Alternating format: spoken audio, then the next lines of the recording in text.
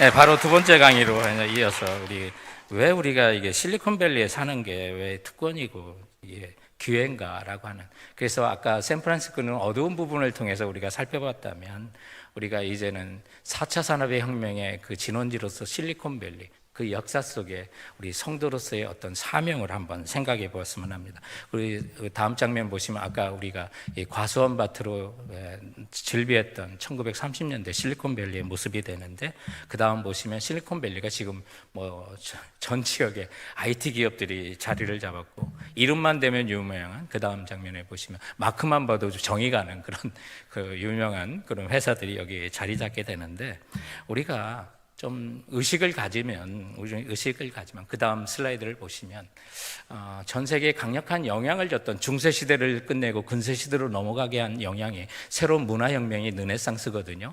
그래서 르네상스로 전 세계에 영향을 준 피렌체하고 너무나 비슷한 점이 실리콘밸리에 있다는 거를 공부를 하다 보니까 좀 얻게 되더라고요. 그래서 지역 인문학을 하면서 사노안 바우스타와 엘카미노 리얼에 대한, 사노안 바우스타 디안자의 길에 대한 일과, 그리고 이 지역에 대한 연구, 그리고 잔 스타인백의 문학에 대한 연구, 그리고 멕시코 시대 바하 캘리포니아의 수도로서 몬트레이에 대한 역사, 뭐 이런 것들을 좀 하다 보니까 뭐 실리콘밸리가 비슷한 점이, 그 피렌체하고 비슷한 점이 너무 많아요. 그래서 이런 것 때문에 실리콘밸리가 태동했구나라고 하는 것을 깨닫게 되는데, 여러분 그 다음 장면에 보시면 르네상스라는 건 이제 새로운 문해운동, 부흥운동이라고 할 수 있습니다. 그 전까지는요, 이 교회와 하나님에 대해서 감히 농담을 걸 수 없고 비방할 수 없고 사죄를 깔 수 없는 이제 그런 상태였는데, 새로운 바람이 불기 시작하는 거예요. 그래서 옛날의 문학이나 뭐 예술이나 건축이나 다 어떤 틀이 있는 거예요.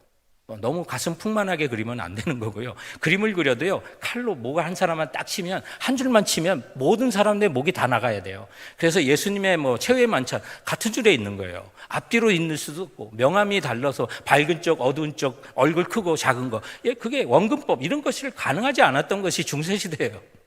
기독교 신관 속에서 갇혀 있었는데, 이런 시대를 깨웠던 책들이 있는데, 이런 것들이 비슷하더라고요. 그 다음 장면을 보시면, 그래서 르네상스가 피렌체에서 시작된 그 이유들이 있는데, 그것을 깨우기에 200년 전, 100년 전, 그것을 깨웠던, 사상을 깨웠던 책들이 있었더라고요. 그래서 사람들의 생각이 튀기 시작하는 거예요. 대표적인 게 그 다음 장면을 보시면 단테의 신곡이라고 하는 거예요.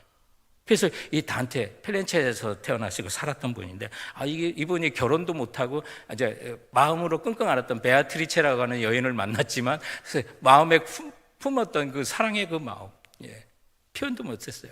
감히. 그런데 그 사랑을 표현할 수 없었던 것을 이 단테의 신곡에 표현하기 시작해요. 그래서 자기를 천국으로, 연옥과 천국을 안내하는 안내자로, 그래서 천국의 가장 최상위의 베아트리체와 만나는, 그래서 자신이 가졌던 그 연민의 그 마음을 거기서 느끼는 뭐 그런 것들이 있어요. 그런가 하면 지옥에 또 9층이 있는데 거기서 고통받는, 스탠포드 가면 그 야외 전시관이 있는데, 거기에 로댕의 야외 전시관에 거기 그 그림이 지옥의 문이에요. 거기에 9층으로 되어 있는 거예요. 거기에 사제가 발견돼요. 그래서 추기경이 거기에 있어요. 그 당시 비리를 벌였던. 그런데 그런 걸 깔 수 있었던 시대가 아니에요. 그러면 목숨을 내놔야 됐던 건데, 단테가 이런 새로운 어떤 문화의 혁명을 가져와요. 그리고 그 다음 장면에 보시면 또 다른 사람이 있어요. 토마스 모어라고 하는 사람, 유토피아를 통해서 엉뚱한 얘기를 하는 것 같아도 그 당시에 자유로운 생각을 갖게 되는 이런 것들이 이제 피렌체의 르네상스를 가져오는 것이 있어요. 그렇다면 우리가 이렇게 공정한 경쟁을 하고 자유로운 기술 경쟁, 그 다음 장면을 보시면 실리콘밸리가 자유로운 기술 경쟁을 가능하게 했던 그런 미국의 불합리한 사회를 고발했던 책들이 있는 거예요. 여러분, 미국이요, 굉장히 자본주의가요, 노동자들을 착취하는 사회였어요. 아주 고통 주는 사회였어요. 몇 명만 잘 되는 사회였단 말이에요. 그런데 지금은 뭐 정말 우리 지역에 보면 뭐 한국인보다 인도인들이 4배 많고, 또 중국인들이 5배 많아서 각 그 IT 기업체에서 정말 두뇌들을 이렇게 서로 사용하고, M&A라고 하는 기업 합병이라고 하는 그 제도가 사실은 뭐 그 기업의 이윤을 최대화하기 위한 어떤 행동인 것 같지만, 여기에는요, 예전에 같으면 이 미국 사회가 남의 기술을 몰래 갖다 쓰거나 빼앗는 사회가 미국이었어요. 그런 나라였어요, 이 나라가. 근데 그것을 공정한 경쟁을 통해서 그것을 죄악시하는 문화가 싹트고, 그래서 M&A라는 거, 남의 기술을 몰래 갖다 쓰는 거는 그토록 피해야 될 죄라고 하는 것을 깨달아서, 그럴 바에는 내가 큰 돈 주고 그 기업을 사는 게 M&A거든요. 이런 것들이 가능하게 했던 미국의 불합리한 사회를 고발하는 것이 잔 스타인백이라고 하는 사람입니다. 그래서 이분이 이제 1937년에 발표했던 분노의 포도 같은 것들이 이제 미국의 월가에 블랙 더스데이라고 하는 증권이 폭락하는 거고, 요즘 우리가 블랙 프라이데이라고 하는 그런 말을 많이 쓰는데, 그 사실 원조가 이제 그 동부에서 이렇게 시작돼서 미국의 경제가 망하게 되고, 그래서 1차 세계대전에 기계를 중심으로 한 많은 공장을 세워놨지만 평화가 이루어지면서 노동자들이 많이 이제 필요 없게 되고, 그래서 실업자들이 많이 나오게 되고, 그런가 하면 오클라호마에서 이제 모래바람이 들어서 농사를 못 지게 되고, 병충해가 찾아오면서 많은 사람들을 내쫓게 되고, 그리고 그 농토를 이제 몇 년 동안은 경작하지 못하도록 순번을 정해서 하는데, 그 농주들은 버티는데 하루 벌어 하루 먹는 사람들은 못 견뎠던 거예요. 그래서 대거 그래도 여기 살리나스와 캘리포니아 가면 농사를 진다더라 라고 그래서 우리가 아는 루트 66번을 타고 한 해에 30만 명이 그 길에 있었다고 하니까요, 그들이 이제 이게 찾아오게 되는데, 여기 와보니까 그렇게 공정한 사회가 아니었어요. 농장주에 의해서 억압받는 사회였고, 그래서 처음에 농부들이 우리가 300명 필요하다, 농장주인이. 그러면 너무 많이 몰려왔던 그 사람들에 의해서 300명 필요하다면 3,000명이 몰리는 거예요. 그래서 하루에 50센트 주기로 약속하고 가서 오렌지를 따게 하고 일을 하지만 갈 때, 집에 갈 때 20센트만 주는 거예요. 항의하면 그 다음날 안 보이거나 죽어요. 그 당시에 이 살리나스와 이 농토를 관련했던 경찰들은 다 농장주들에 의해서 고용된 사람들이었어요. 이런 사회가 미국이었어요.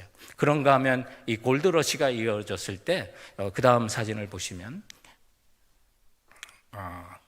네, 그 위에, 그 지금 보았던 사진, 예, 이게 이제 이 골드러시가 있을 때 미국 시민권자가 아닌 그 동양인이라든지 이런 사람은요, 하루에 그 옛날에 50년, 60년 전에 한 달에 20불을 세금으로 내고 금을 캐도록 했어요. 굉장히 불공평한 사회였어요. 그런데 그것도 아주 중국인들이 내가 20불, 야, 이거는 안 내고 일 안 하는 게 나은 거야. 그런데 중국인들이 알잖아요. 밤낮으로 일하는 거예요. 그래서 20불 내더라도 내가 10불만 벌어도 된다고 많이 몰려오는 거예요. 그러다 보니까 중국인들은 일을 못하도록 했는 법안을 캘리포니아에서 발의했는데, 그게 1943년까지도 유지됐던 법안이에요. 이런 사회가 우리 국가주였어요. 그런데 잔 스타인백의 그 문학이, 그래서 이 분노한 사회에 정말 그 노동자들의 이 불합리한 사회에 그 분노에 이글거리는 눈동자 하나하나가 분노의 포도로 본 거예요. 그것이 포도처럼 모였을 때는 크게 혁명을 가져올 수 있다고 그걸 외쳤던, 그런 기운을 줬던 게 분노의 포도. 그리고 우리 인간들의 죄를 다뤘던 바로 에덴의 동쪽, 제임스 딘. 그래서 저 분노의 포도는 퓰리처상을 타게 되고, 그 다음에 에덴의 동쪽으로는 노벨 문학상을 이렇게 받게 되는, 얘기 되는데, 이것으로 통해서 그분이 농장에서 쫓겨나고 여기서 기자 생활하다도 쫓겨나고 사회로부터는 억압을 받았지만, 그분의 문학이 전 미국의 공정한 사회를 일으키는 그런 계기가 되었던 거예요. 그래서 단테의 신곡이라든지 토마스 무어의 유토피아라든지 이런 사고의 전환이 이 피렌체에서 르네상스를 꽃피운 것처럼, 우리 샌프란시스코에도 어떤 공정한 경쟁이 이루어지는 그런 배경을 깔았던 비슷한 부분이 있어요. 그런가 하면 두 번째, 우리가 또 생각하는 게, 언제나 혼자 독불장군식으로 잘 되는 것만은 아니에요. 항상 선의의 경쟁하는 도시들이 있었어요. 그래서 르네상스라고 하는 것은 피렌체와 또 베네치아의 두 경쟁 속에서 건축과 문화가 화풍의 어떤 경쟁 속에, 물론 밀라노라고 하는 도시도 경쟁을 합니다만은, 그러나 이 피렌체와 베네치아의 경쟁 속에서 꽃피우는 것이 피렌체의 르네상스가 돼요. 그런가 하면 산업혁명이라고 하는 것도 런던과 파리가 서로 경합을 해요. 그래서 런던에서도 박람회가 열리고 프랑스에도 박람회가 있는데, 그런데 증기교환을 통한 산업혁명이 꽃을 피운 건 런던이고 영국이에요. 이렇게 서로 비슷하게 어떤 두 도시가 선의의 경쟁하게 되는데, 실리콘밸리에 선의의 경쟁을 해줬던 파트너는 시애틀이에요. 그래서 그 다음 장면들 이렇게 보시면, 시애틀과 여기는 이제 베네치아 학풍과 또 피렌체 학풍의 어떤 대표적인 거고, 뭐 예술 같은 건 다음에, 산업혁명 다음에 두 도시가 이렇게 됐고, 여기는 시애틀과 실리콘밸리 이런 경쟁 속에서 비슷하게 일어나는 어떤 움직임 속에 실리콘밸리의 그 제4차 산업혁명이 꼽히는 어떤 기반을 다지게 된 거고요. 또 장면에 보시면 그래서 시애틀과 여기 연결된 부분이 많아요. 그래서 마이크로소프트라든지 보잉이라든지 뭐 코스코라든지 이런 거 뭐 시애틀에 있는 그런 기업인가 하면 그 나머지는 또 이제 있는데, 그래서 실리콘밸리가 선의 경쟁에서 사실은 이기는 거예요. 그러다가 이제 군사 기술로 시작된 이제 2차 세계대전 수혜를 많이 입었죠. 1차 세계대전 이후에 이 실리콘밸리의 태평양에 대한 중요성이 부각되면서 여기에 군사적인 연구소들이 드러나기 시작하는 게, 이것이 이제 실리콘밸리의 기초가 되기 시작하는 거예요. 그 다음 보시면, 그래서 처음에는 군사적인 것으로 시작됐지만 1960년대부터는 이제 반도체가 시작이 되고, 그러다가 70년에서 80년대 개인 컴퓨터, 그 다음에 1999년에는 인터넷, 그리고 2007년에는 모바일 혁명이 또 일어나고, 지금 와서는 이제 2015년부터 제4차 산업혁명이라고 하는 이런 거대한 무브먼트가 이 지역에 올라오게 되는데, 이 실리콘밸리에 이제 꽃을 피웠던 실리콘밸리 아버지가 있어요. 파더 오브 실리콘밸리. 그분이 이제 프레드릭 터먼이라고 하는 교수입니다. 그래서 스탠포드의 무선공학과, 그 옛날 1960년, 50년대 우리가 전선만 있는 것만 알았을 때 이분이 전선 없이 뭐 하는 무선공학을 인용했어요. 그게 굉장히 앞선 거죠. 그래서 좋은 환경 속에, 그런데 프레드 터먼이라는 교수님이 이제 스탠포드에서 무선공학을 가르치면서 이분 밑에 제자가 이제 휴렉과 패커드입니다.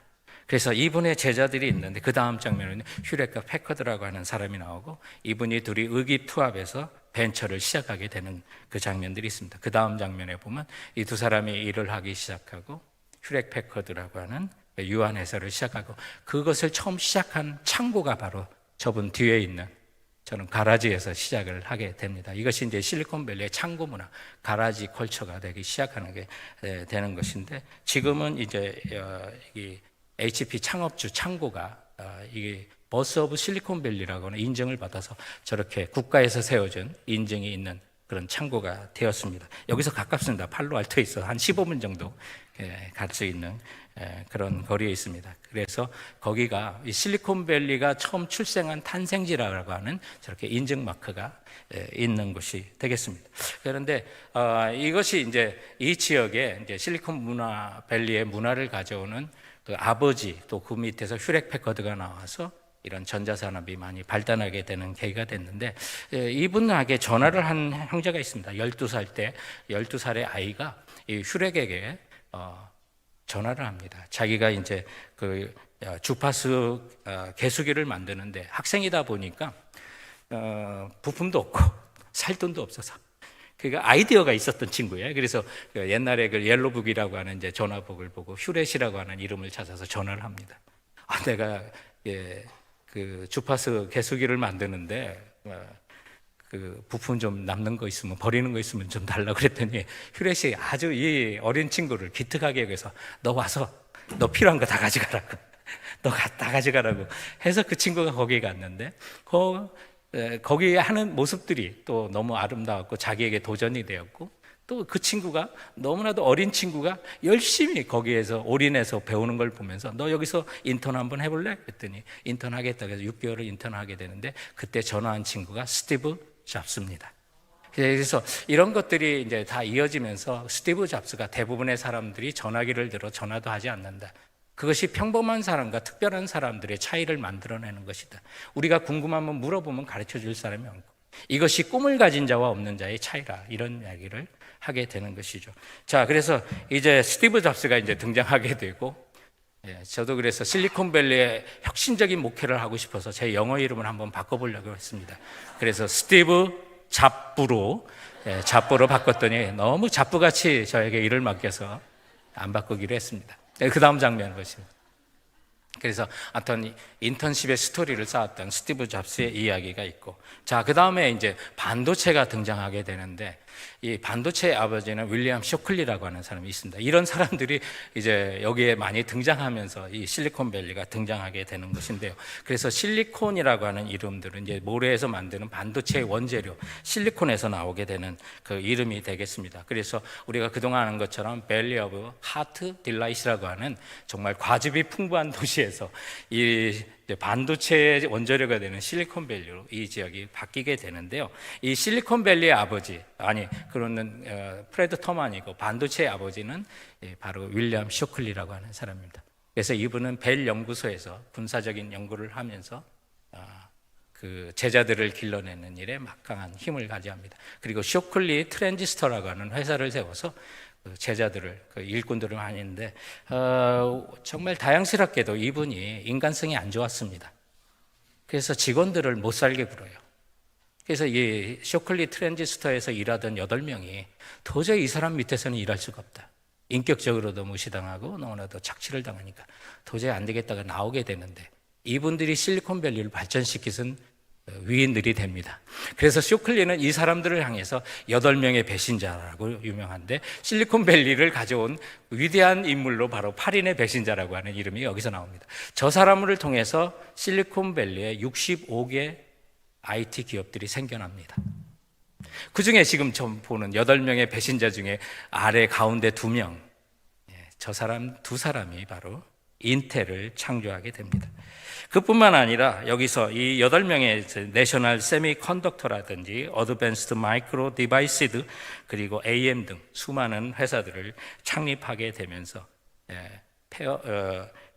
페어차일드라고 하는 사람의 자본을 후원받아서 페어차일드 그 반도체 회사를 이 8사람들이 이제 해나가고, 여기서 파생된 것이 오늘날 수많은 기업들, 실리콘밸리의 기업이 되는 것입니다. 자, 그래서 이제 그 다음 장면에 보시면 이제 인텔을 만드신 이 왼쪽에 고든 무어하고 오른쪽에 로버트 로이스라고 하는 이 2사람이 인텔을 8인의 배신자 중에 나오게 되고, 이 왼쪽에 이제 머리가 벗겨진 고든 무어라고 하는 사람이 이 반도체의 성능은 2년마다 2배씩 늘어난다라고 하는 고어 법칙을 이 사람이 만든 사람이 되겠습니다. 그래서 정확하게 2년마다 반도체가 정말 2배씩 늘어나게 되는 기여를 하게 되고, 저분이 올해 3월에 소천하셨습니다. 네, 이런 이제 역사들이 있고, 또 이렇게 8인의 배신자를 중심으로 해서 쇼클리가 또 내보내긴 했지만 그 사람들과 함께 컴퓨터 동호회라든지 또 기술 발전을 위해서 계속 모임을 가져나가기 시작합니다.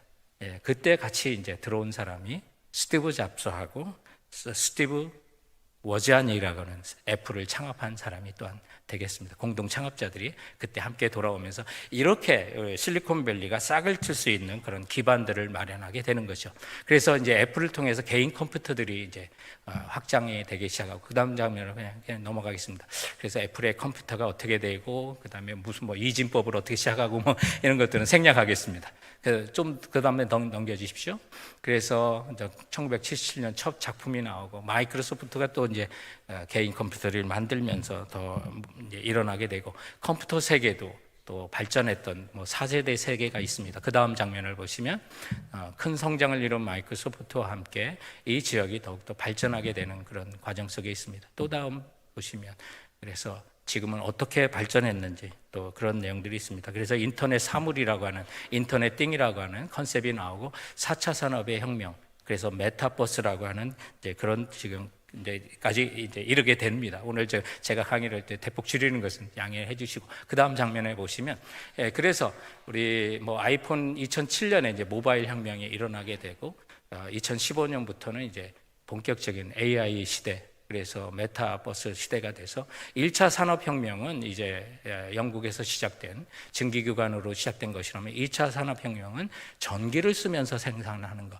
3차는 이제 컴퓨터라든지 이런 것을 하면서 그다음에 정보 서비스라든지 이런 산업이 됐다면, 이제 4차 산업혁명 시대에 우리가 접어들게 됐습니다. 그래서 정보통신 기술을 융합으로 이루어진 빅데이터가 분석이 돼서 인공지능이라든지 로봇공학이라든지 사물 인터넷이라든지 무인으로 운송을 하는 수단들이 발달하고, 3차원 인쇄, 나노기술 같은 이 7대 분야의 기술 새로운 문화가 형성되는 것을 4차 산업혁명이라고 하게 됩니다.